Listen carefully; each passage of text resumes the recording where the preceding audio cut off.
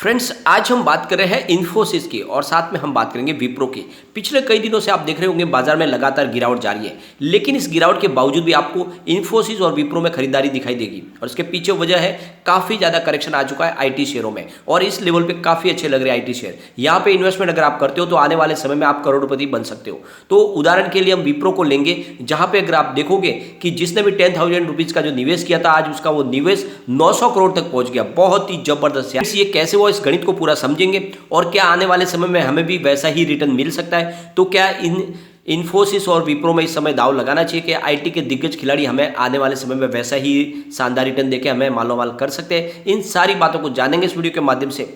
लेकिन फ्रेंड, उससे पहले अगर आप पहली बार हमारे चैनल पे आए तो चैनल को सब्सक्राइब कर दीजिए, एक बेल आइकॉन दबा दीजिए ताकि जब भी नया वीडियो बने पहला नोटिफिकेशन आपको मिले। वीडियो पसंद आए तो लाइक शेयर जरूर कीजिए। चलो फ्रेंड्स, वीडियो स्टार्ट करते हैं। मैं हूं आपका दोस्त एसबी दवे और हमारे अपने चैनल ऑनलाइन कमाई में आपका बहुत बहुत स्वागत है। बाजार की बात करें तो फ्राइडे को लगभग 1000 पॉइंट की गिरावट हुई थी सेंसेक्स के अंदर।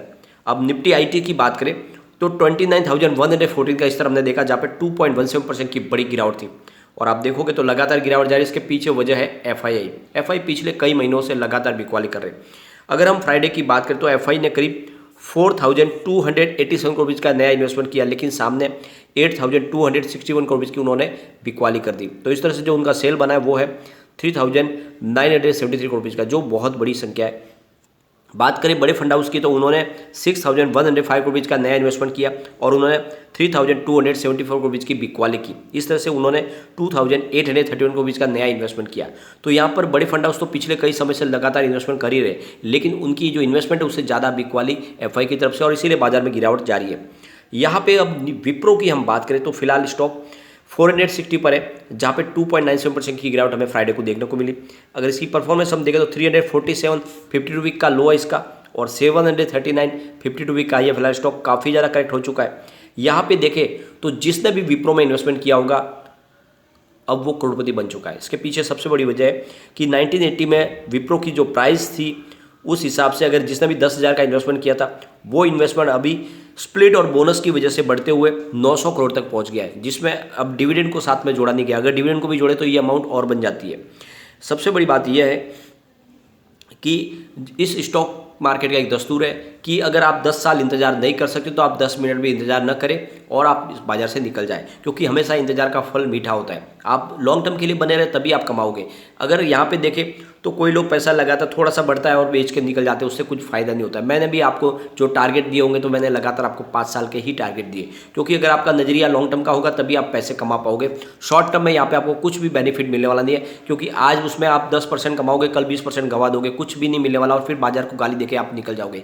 इसीलिए किसी भी स्टॉक में अगर आप इन्वेस्टमेंट करते हो तो थोड़ा समय दो उसको, वो इन्वेस्टमेंट आपका कई गुना बढ़ सकता है। यहाँ पे तभी आप बन सकते हैं अरबपति जब उसको आप समय देंगे।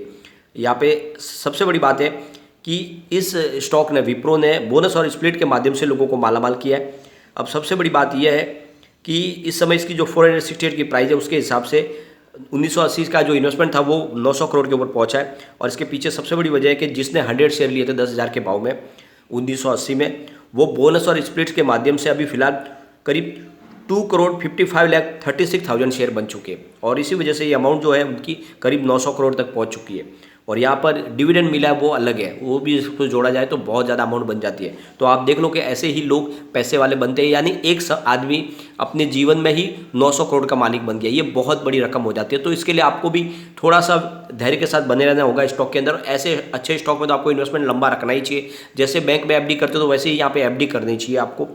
यहाँ पे सबसे बड़ी बात है कि जब आपको जरूरत पड़ेगी तो आप वहाँ से पैसे फिर निकाल भी पाओगे, क्योंकि ये अमाउंट देखो कि इन्वेस्टमेंट तो सिर्फ 10,000 का था, वो 900 करोड़ तक पहुँचा। तो जैसे समय समय पे आदमी अपनी ज़रूरत के हिसाब से पैसे निकाल भी सकता है, तो उस रकम को जरूरत के उस हिसाब से निकाले और बाकी रकम पड़ी रहेगी तो आने वाले समय में आपको बहुत ही अच्छा रिटर्न की संभावना बनेगी। ये दोनों स्टॉक वैसे ही है।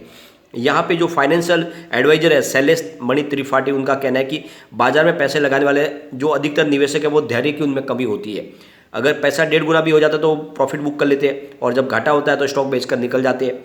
और यहाँ पे आप देखोगे तो ऐसी बहुत सारी कंपनियां जिन्होंने लोगों को मालामाल किया है, अगर उन्होंने उसको टाइम दिया है तो वो करोड़पति बन चुके हैं। एक अकेला विप्रो का एक उदाहरण है, लेकिन बहुत सारे ऐसे स्टॉक है।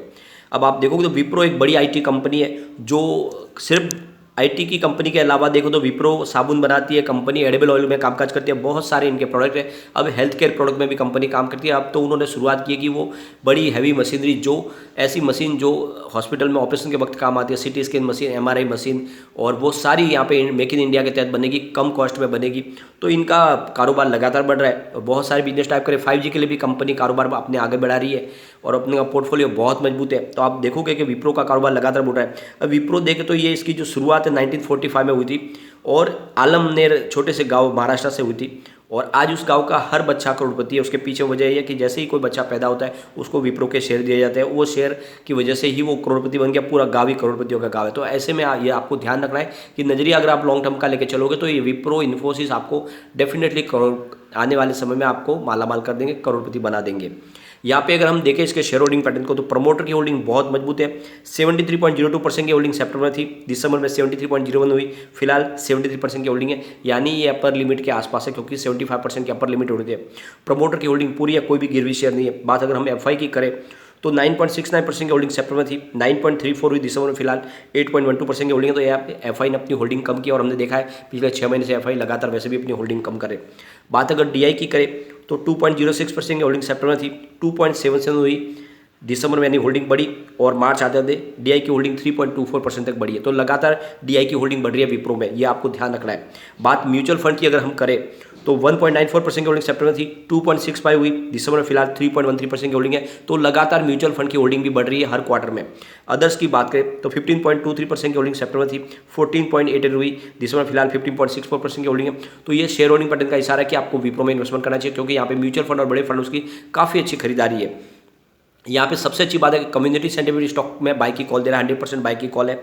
एक बार इसके पिवट लेवल चेक कर लेते हैं तो यहाँ से अगर स्टॉक गिरेगा तो 455 का फर्स्ट सपोर्ट है, सपोर्ट टूटा तो 450 तक स्टॉक जा सकता है। तीसरा सपोर्ट 444 का है। पॉजिटिव माहौल बनेगा तो 466 का फर्स्ट रेजिस्टेंस है, इसको ब्रेक किया तो फिर 472 तक स्टॉक जाएगा। तीसरा 477 का स्टॉक है। तो बाजार में भले ही गिरावट का माहौल हो तो भी आपको इस समय क्वालिटी स्टॉक में दाव लगाना चाहिए क्योंकि बाजार की बॉटम कोई नहीं पकड़ पाएगा, कहाँ से बाजार बाउंस बैक देगा। ऐसे में अच्छे स्टॉक में निवेश शुरू कर देना चाहिए। आप चाहे तो थोड़ा थोड़ा करके करें, गिरावट होती है तो और निचले लेवल से अपनी खरीदारी करके अपने एवरेज को भी नीचे ला सकते हैं, लेकिन विप्रो में जरूर खरीदारी करें, ये आपको करोड़पति बना देगा आने वाले समय में। अब चलते हैं इन्फोसिस की तरफ। तो स्टॉक की प्राइस फिलहाल 1475 के आसपास है। यहाँ पर भी हमें करीब 2.64% की गिरावट देखने को मिली फ्राइडे को क्योंकि बाजार में 1000 पॉइंट की बड़ी गिरावट हुई थी। यहाँ पे अगर आप देखोगे तो इन्फोसिस का कारोबार लगातार बढ़ रहा है और जिस कंपनी का कारोबार लगातार बढ़ रहा है वो आने वाले समय में आपको डेफिनेटली प्रॉफिट बहुत सारा दे। फ्रेंड्स, यहाँ पे जो लेटेस्ट अपडेट है उसके हिसाब से टीसीएस और इन्फोसिस अपने बिजनेस को आगे बढ़ाने के लिए 90,000 नए एम्प्लॉयज़ की भर्ती करने जा रही है। और जो कंपनी लगातार एम्प्लॉयज़ की संख्या बढ़ा रही है उससे एक बात तो समझ में आ रही है कि उनका कारोबार बढ़ रहा है, इसीलिए वो नए एम्प्लॉयज़ की भर्ती कर रही है। तो यहाँ पे वर्क फ्रॉम होम भी चल रहा है और इसका बेनिफिट कंपनियों को भी मिल रहा है क्योंकि उनके काफ़ी खर्च में कटौती हो गई है। ऑफिस के लिए स्पेस इतनी जरूरत नहीं पड़ती है, जो उनका जो ट्रांसपोर्टेशन का खर्च है वो भी बचता है और एम्प्लॉयज़ को थोड़ी सी सैलरी कम दे तो भी चलता है। तो इस वजह से सबको ये पसंद आ चुका है वर्क फ्रॉम होम का आइडिया कोविड के बाद में। और यहाँ पे अगर आप देखोगे तो इनका बिजनेस बढ़ रहा है, इसीलिए 90,000 नए एम्प्लॉयज़ को लेने वाले हैं टीसीएस और इन्फोसिस। तो ये समझ लो कि ये मौका है जब आईटी सेक्टर में इन्वेस्टमेंट करें। काफ़ी लोग करेंगे आईटी सेक्टर में, अब कोई संभावना नहीं है, लेकिन मैं कहता हूँ कि आईटी सेक्टर में आने वाले समय में बम्पर संभावना बनने वाली है। तो ये मौका है, खरीदारी करें। एक बार हम इसके शेयर होल्डिंग पैटर्न को डिस्कस कर लेते हैं। तो यहाँ पे प्रमोटर की होल्डिंग 13.12 थी सितंबर में, दिसंबर में अनचेंज रही, फिलहाल 13.11% की होल्डिंग है। कोई भी इनका गिरवी शेयर नहीं है। बात अगर एफआई की करें तो 33.46% की होल्डिंग सितंबर में थी, 33.17 हुई दिसंबर में, फिलहाल 33.30% की होल्डिंग है। तो एफआई ने अपनी होल्डिंग को फिर से बढ़ा दिया ये मार्च में, ये सबसे बड़ी बात है। जबकि दूसरी तरफ से उन्होंने होल्डिंग लगातार कम करनी शुरू की, वो काफ़ी बिकवाली कर रहे हैं। बात डीआई की करें तो 15.65% की होल्डिंग सितंबर में थी, 16.31 हुई दिसंबर में, फिलहाल 17.10% की होल्डिंग है। तो बड़े फंड हाउस लगातार हर क्वार्टर में अपनी होल्डिंग बढ़ा रहे हैं इन्फोसिस में। अब यहाँ पे अपन म्यूचुअल फंड की अगर बात करें तो 12.24% की होल्डिंग सितंबर में थी, 12.79 हुई दिसंबर में, फिलहाल 13.49% की होल्डिंग है। तो म्यूचुअल फंड भी लगातार अपनी होल्डिंग को बढ़ाए जा रहे हैं, ये सबसे अच्छी बात अदर्स की करें तो 37.77% की होल्डिंग सितंबर में थी और 37.40 दिसंबर में, फिलहाल 36.49% की होल्डिंग है। तो यहाँ पे जनरल पब्लिक की होल्डिंग घटी है, लेकिन यहाँ पे आप देखोगे म्यूचुअल फंड, एफआई और डीआई ने अपनी होल्डिंग को बढ़ा दिया है। उनको भरोसा है कि इन्फोसिस कमाल करेगा तो बिल्कुल करेगा, आपको इन्वेस्टमेंट करना चाहिए। यहाँ पे कम्युनिटी सेंटिमेंट स्टॉक के साथ बना हुआ है, 86% बाई की कॉल है, 14% सेल की कॉल है। तो लोगों का अच्छा खासा रुझान स्टॉक की तरफ बना हुआ है। एक बार इसके पिवट लेवल को चेक कर लेते हैं तो यहाँ से अगर गिरावट होती है तो 14 1468 का फर्स्ट सपोर्ट है, उसके बाद में 1461 का सेकंड सपोर्ट है, तीसरा 1448 का सपोर्ट है। पॉजिटिव माहौल बना तो 1489 का फर्स्ट रेजिस्टेंस है, इसको पार किया तो 1501 तक स्टॉक जाएगा और ऊपर गया तो फिर 1509 तक जा सकता है। तो बिल्कुल इन्वेस्टमेंट करिए, दोनों स्टॉक आने वाले समय आपको मल्टी बैग रिटर्न देंगे। और वैसे जैसे पिछले दिनों विप्रो ने लोगों को मालामाल किया, करोड़पति बनाया, वैसे ही फिर से आगे आने वाले समय में 10 साल के लिए अगर आप होल्ड करोगे ये स्टॉक आपको करोड़पति बिल्कुल बना देंगे बोनस और डिविडेंड के दम पे। लेकिन फ्रेंड कोई भी इन्वेस्टमेंट करने से पहले अपने फाइनेंशियल एडवाइजर से बारे ले ले या अपना खुद का रिसर्च करें, क्योंकि मैंने वीडियो आपके एजुकेशनल पर्पज के लिए ही बनाया। वीडियो पसंद आए तो लाइक शेयर जरूर कीजिए और चैनल को सब्सक्राइब कर दीजिए। Thank you friend.